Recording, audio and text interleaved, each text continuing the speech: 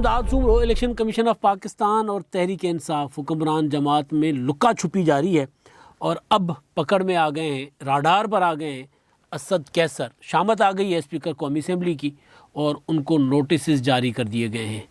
और अगर वो जो नोटिस सिर्फ उनको जारी नहीं किए बल्कि उनके ख़िलाफ़ एक तहकीकात का भी हुक्म जारी कर दिया गया है इलेक्शन कमीशन ऑफ पाकिस्तान की तरफ से।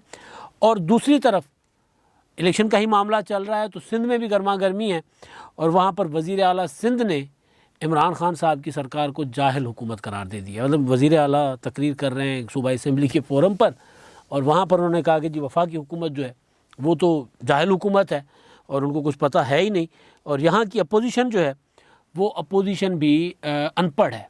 खैर, अब वो मामला जिस तरह कल हुआ है सूबाई असम्बली में, जिस तरह गुथम गुथा हुए, जिस तरह गालम गलोच हुई, उस दौरान जो ये ख़िताब था सीएम सिंध का मुराद अली शाह साहब का, लेकिन उनके ख़िताब में इससे ज़्यादा जो अहम चीज़ थी, क्योंकि बल्दियाती इलेक्शन का मामला सारा चल रहा है ना, ये इलेक्शन कमीशन भी बल्दियाती इंतखाबात की वजह से मुतहरिक हुआ है। रोज़ाना की बुनियाद पर नोटिस होते हैं। कल सईद गनी को जुर्माना हो गया था और परसों सईद गनी साहब को जुर्माना भेज दिया गया था। उसके अलावा कादिर पटेल साहब को जुर्माना हो गया था। अली अमीन गंडापुर साहब को जुर्माना हो चुका हुआ है। तो ये इलेक्शन बल्दियाती इलेक्शन का मामला चल रहा है तो उसके लिए नए नए कानून बन रहे हैं, कानून में तरामीम हो रही हैं। पंजाब में तो खैर हुकूमत ने वो जो ऑर्डिनेंस था उसके सहारे चलना चाह रही है और ऑर्डिनेंस पर चौधरी गुलाम सरवर जो चौधरी मोहम्मद सरवर जो गवर्नर हैं उन्होंने दस्तखत भी कर लिए हैं। तो अब इस आर्डिनेंस की बुनियाद पर इलेक्शन कमीशन ने कल से, जो कल सोमवार आ रहा है, उससे इलेक्शन कमीशन ने अपनी हदबंदियाँ शुरू कर देनी है पंजाब में। सिंध में हदबंदियाँ हुकूमत सिंध की दरख्वास्त पर एक हफ़्ते के लिए मौखर कर दी गई थी। अब क्योंकि कानून मंजूर हो चुका हुआ है, चला जाएगा गवर्नर साहब के पास और गवर्नर ने अगर दस्तखत किए तो ठीक, नहीं किए तो फिर वो कानून, क्योंकि एक बार पहले एतराज़ कर चुके हुए तो वो कानून बन जाएगा और उसके बाद उसकी बुनियाद पे हदबंदियाँ होंगी और इंतखाबात होंगे। लेकिन उसी इलेक्शन के लिए जो गर्मा गर्मी हुई है वहाँ पर असम्बली में कल, उसमें मुराद अली शाह साहब ने एक जुमला कहा है, वो मुत्तहदा कौमी मूवमेंट के हवाले से था और इंतहाई सख्त बातें उन्होंने की हैं। एक तो वफाकी हुकूमत को उन्होंने कहा कि वफाकी हुकूमत जो है वो अपना वहाँ बैठ कर कहते हैं कि जी कब्ज़ा, गवर्नर साहब कहते हैं कि जी ये कब्ज़ा करना चाह रहे हैं इदारों पर, तो हम कब्ज़ागीर हैं, हम तो अवाम का मैंडेट लेकर आए हैं। आप तो चाहते हैं कि इस्लामाबाद से आकर यहाँ पर कब्ज़ा किया जाए। हम पाकिस्तान का हिस्सा हैं, हमें पाकिस्तान का हिस्सा समझें। ऐसे हालात ना पैदा करें कि लोग कुछ और समझना शुरू हो जाएं।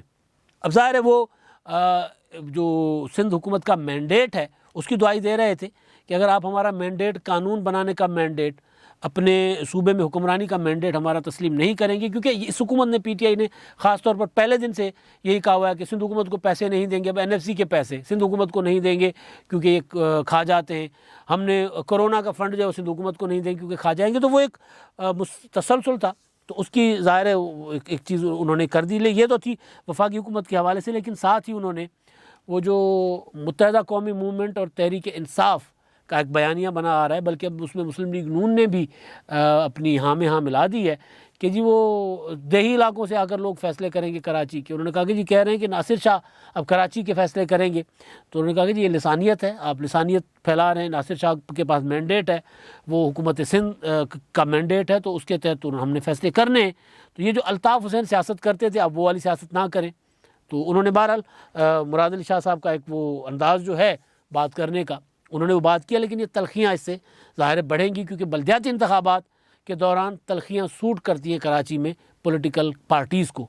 ख़ास तौर पर वो जो अपोजिशन की जमातें, मैंने पहले भी एक दो बार गुजारिश की है कि उस तरह उनको पजीराई नहीं मिल रही, पता नहीं क्यों। मुत्तहदा कौमी मूवमेंट अब बड़ा मुजाहरा नहीं कर पा रही, पीएसपी अब बड़ा मुजाहरा नहीं कर पा रही। मुस्लिम लीग नून तो खैर वहाँ पर NA 249 में पता चल गया था कि मुस्लिम लीग नून अब कराची में उस तरह रही नहीं है।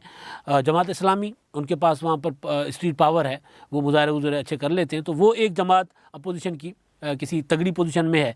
तो खैर, तो वो मामला, तो अब मुराद अली शाह साहब ने वो जो जिस तरह की उनको रुकावटें आ रही हैं वहाँ पर, ख़ास तौर पर इस कानून साजी के हवाले से या गवर्नेंस के हवाले से वफाकी हुकूमत ने कई बार हर्डल्स डाली, तो उसमें उन्होंने इमरान खान साहब की हुकूमत को कहा जाहिल हुकूमत और अपनी अपोजिशन को, जो सूबे में अपोजिशन है, उनको अनपढ़ अपोजिशन कर दिया। लेकिन खैर चले, अब क्योंकि मामला इलेक्शन का है तो इलेक्शन के दौरान वफाकी हुकूमत कर क्या रही है, मुराद अली शाह साहब को तो साइड पर करते हैं उनकी बात को, वफाकी हुकूमत कर क्या रही है। इमरान खान साहब गए थे परसों पेशावर में, उन्होंने नया पाकिस्तान कार्ड और पता नहीं क्या क्या, इलेक्शन कमीशन ने इमरान खान साहब को एडवांस में नोटिस भेजा, मना किया कि जी आप नहीं जा सकते, आप क्योंकि वहाँ पर बल्दियाती इंतखाबात हो रहे हैं 19 दिसंबर को पहले मरहले के, और वज़ीर आज़म, सदर और कोई वज़रा, वफाकी सूबाई वज़रा, इलेक्टेड मेंबर्स जो हैं वो नहीं जा सकते इलेक्शन की कॉन्स्टिट्यूंसी में, ज़ाब्ता अखलाक की खिलाफ वर्जी होगी। लिहाजा हमारे इल्म में आया है कि आप वहाँ जाना चाह रहे हैं तो आपसे दरख्वास्त है कि आप वहाँ ना जाएँ। वज़ीर आज़म साहब को मशवरा दिया गया, एडवाइस किया गया, दरख्वास्त नहीं एडवाइस दी गई कि आप वहाँ ना जाए, वरना फिर अगर जाएंगे तो फिर हम आपके खिलाफ एक्शन लेंगे। तो वज़ीर आज़म साहब चले गए वहाँ पर, ना सिर्फ गए बल्कि वहाँ पर अरबों खरबों रुपए के वो मनसूबों का और पता नहीं क्या क्या ऐलान, मनसूबे वो जो कर्जे वगैरह थे, ज़ाहिर अरबों खरबों में ही होंगे ना, तो वो करके आ गए। उसके बाद कल मियांवाली गए, मियांवाली में वज़ीर आज़म साहब ने वहाँ पर पंजाब कार्ड और पता नहीं क्या क्या उन्होंने वहाँ पर अलग से और ऐलान के साथ साथ ये भी कह दिया कि जी हम बल्दियाती इंतखाबात आ रहे हैं, लिहाजा हम आपके सारे काम करेंगे, आप हमें जितवाएं। यानी लोगों को एडवांस में वहाँ पर रिश्वत देने। अदरवाइज़ मियांवाली इमरान खान साहब का अपना शहर है, मियांवाली को इमरान खान साहब जो सड़कें जो उन्होंने ऐलान की हैं, वो तो बल्कि रऊफ़ कलासरा साहब को ताना दे दिया था कि जी आप रऊफ़ कलासरा साहब आप अपनी सड़क बनवाने की बात कर रहे हैं।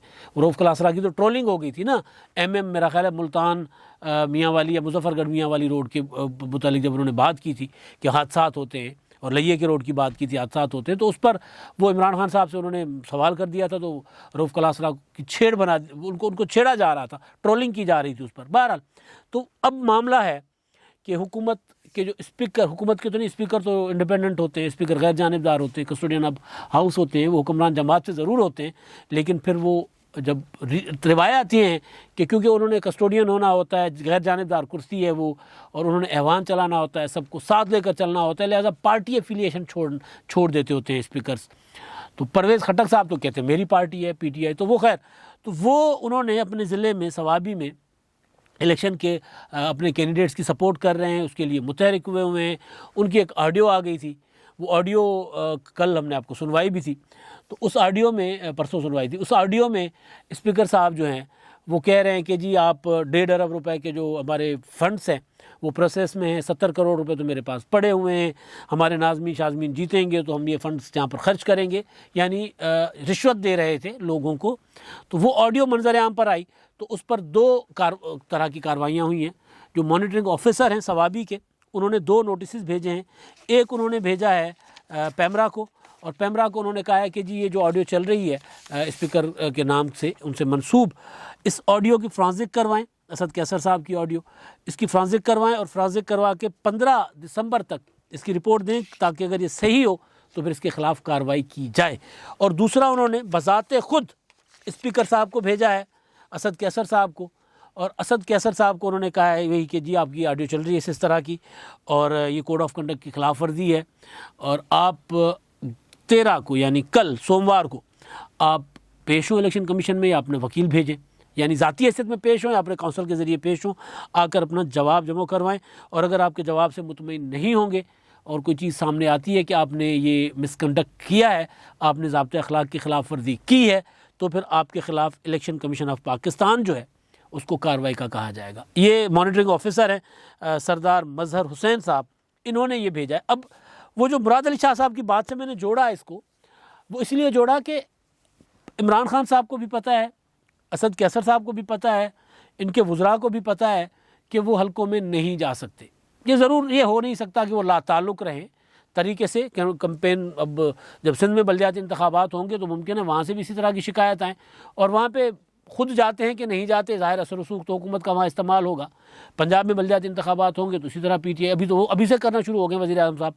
गुज़िश्ता जो बल्दियाती इंतखाबात थे नून लीग के ज़माने में, उसमें हमने देखा कि उसमें नून लीग ने असर रसूख इस्तेमाल किया था। वो इंतखाबात की कैंपेन, इंतखाबात से पहले ही गलियाँ नालियाँ लोगों की मंजूर हो गई थी, बनना शुरू हो गई हुई थी। ये भी वही कर रहे हैं, सिंध में भी होगा तो यही करेंगे। लेकिन इसमें ज़रा फ़र्क ये है PTI के लोगों का कि ये बिल्कुल किसी भी किस्म की परवाह नहीं कर रहे, कानून की परवाह नहीं, आइन की परवाह नहीं, इलेक्शन कमीशन की परवाह नहीं, मजमे की परवाह नहीं, वीडियो की परवाह नहीं, कैमरे की परवाह नहीं, कुछ भी नहीं। वो ये समझते हैं कि हम वो मखलूक हैं जिन पर कोई कानून लागू नहीं होता। PTI के लोग, PTI के वज़रा, वज़ीर आज़म, लाडले सिलेक्टेड इनको कहा जाता है, लाडले तो है ही इदारे। आप देखें ना, अभी तक कोई इस तरह का बड़ी कार्रवाई, बड़ा कोई मामला ना नैब कर रहा है, ना किसी अदालत की तरफ से, इवन ना इलेक्शन कमीशन की तरफ से इनको कोई इस तरह का टफ टाइम दिया गया है कि जी वो निकाल दें इनको यहाँ से, हैं हल्का बदर कर दें, वो नहीं हो रहा। जुर्माने छोटे मोटे हो रहे हैं। अली अमीन गंडापुर की वीडियो तो आपने देखी थी, एक वीडियो थी वो जो सराइकी में वो कह रहे थे कि जी मैं इंतखाबात कौन से हो रहे हैं, बल्दियात के वज़ीर कौन, फैसल अमीन गंडापुर कौन, मेरा भरा, इलेक्शन कौन लड़दा पे, मेरा भरा। अगर उसके बगैर किसी को और को आप जितवाएंगे तो आप समझते हैं कि वो उसके काम होंगे, उसको तो हम दाखिल नहीं होने देंगे बल्दियाती इदारों में। तो उस तरह की वीडियोस कामरान बंगश पर भी हुआ जुर्माना, मुख्तलिफ और लोगों पर जुर्माना हुआ, अली अमीन गंडापुर पर जुर्माना हुआ 50,000 का। बल्कि अली अमीन गंडापुर की कल एक और मैं वीडियोस देख रहा था।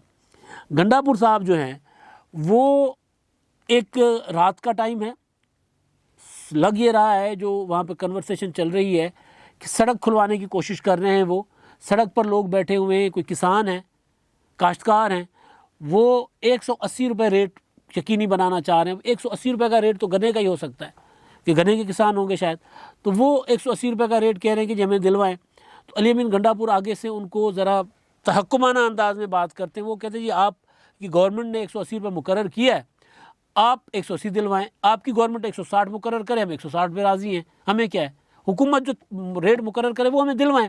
बहरहाल वो अच्छी खासी तू मैं होती है और वो कुछ लोग उनको अली अमीन गंडापुर के साथ जो होते हैं जफा शफा डाल के उनको ले जाते हैं। उससे ये लग रहा होता है कि जैसे अली अमीन गंडापुर सामने वालों से लड़ने जा रहे हैं। ये इनका अब एक और वीडियो चल रही है कि पीटीआई की रैली है कहीं, उस रैली में लोगों ने पीटीआई वालों पर हमला किया हुआ है, वो झंडे झुंडे छोड़ के भाग जाते हैं कि तो पीटीआई का बहरहाल अवाम पब्लिक में तो हशर बुरा है ही, लेकिन वो गुजरांवाला वाला कल मैंने बताया था क्या उनके साथ हो गया। लेकिन इलेक्शन कमीशन के साथ पीटीआई का जो खेल है वो जारी है। अब आप देखें ना, फैसल वोडा साहब वाला मामला अभी इलेक्शन कमीशन में है। आज़म सवाती और फवाद चौधरी साहब को भी मुक्ति नहीं मिली वहाँ से, अभी उनकी छुट्टी नहीं हुई। अभी उनको उन्होंने फवाद चौधरी साहब उन्होंने माफ़ीनामा तो लिख दिया हुआ है, लेकिन अभी वो उनका फ़ैसला होना बाकी है। फॉरेन फंडिंग केस, वहाँ पर तो जो पता चल रहा है कि जी वहाँ पर तो अबराज ग्रुप के वो जो बाहर गिरफ़्तार हैं आरिफ नकवी साहब, उनका भी नाम आ रहा है। हाँ, एक और चीज़ मैं देख रहा था, ये भी आएगी चीज़। आपको बाबा रहमते याद है? बाबा रहमते ने कहा था उस वक्त शहबाज शरीफ साहब और नवाज शरीफ साहब के ज़माने में सरकारी इश्तिहार चलते थे, उनकी तस्वीरें चलती थी, तो उन्होंने हुक्म जारी किया था। उन्होंने कहा था ये किसी के बाप का पैसा है। इमरान खान साहब ने कहा था ये किसी के बाप का पैसा है कि ये अपनी तस्वीरें लगवाते हैं। तो बाबा रहमते ने उसी को एको हुआ बात, उन्होंने कहा कि जी ये इश्तिहार जितने भी तस्वीरों वाले छपे हैं ना, जिस भी हुकूमत में, उधर सिंध में भी, इधर भी पीपल्स पार्टी वाले भी या नून लीग वाले भी, वो जितने इश्तिहारों में पार्टी लीडर्स की तस्वीरें छपी हैं तो उनके पैसे वो पार्टी लीडर्स भरेंगे, सरकारी इश्तिहार। अब यहाँ पे मैं देख रहा हूँ कि मैराथन चल रही है इश्तिहार की, करोड़ों रुपए का इश्तिहार चल रहा है, बल्कि उससे ज़्यादा चला जाएगा। ये सेहत कार्ड का पीटीआई के झंडे वाला, तो पीटीआई के झंडे वाला कार्ड इश्तिहारात चल रहे हैं इलेक्शन, तो इसका भी इलेक्शन कमीशन ने नोटिस लेना है। ज़ाहिर है ये भी अननोटिस्ड तो नहीं जाएगा, इसका नोटिस भी होगा। तो जो इलेक्शन कमीशन में और पीटीआई में ये जो चल रही है ना गुथम गुथाई, जो इतने अरसे से डस्का के इलेक्शन से शुरू हुई, सेनेट के इलेक्शन, और उसके बाद फैसल वाला मामला, फैसल वोडा वाला, फॉरेन फंडिंग केस, आज़म सवाती, फवाद चौधरी साहब वाला मामला, उसमें अब मज़ीद किरदार शामिल हो रहे हैं, उसमें पीटीआई के मज़ीद बड़े बड़े घिरते जा रहे हैं। तो इस बार अभी तो बारी आई है असद कैसर साहब की। इमरान खान साहब ने जो जलसा किया था पेशावर में, उस पर उनको मना किया गया था, तो उनके खिलाफ भी तो कार्रवाई आएगी। अपोजिशन जो है वो हमारी मरकज़ी अपोजिशन जो है वो अभी सोच रही है कि स्पीकर कौमी असम्बली से आगाज़ करें तहरीक अदम एतमाद का। वो तो अभी सोच में पड़े हुए, स्पीकर के ख़िलाफ़ तो कार्रवाई इलेक्शन कमीशन ने शुरू करने के लिए नोटिस भेज दिए हुए। तो स्पीकर जो है वो राडार पर तो आ चुके हुए हैं। अब तक के लिए इतना ही। अल्लाह हाफ़िज़।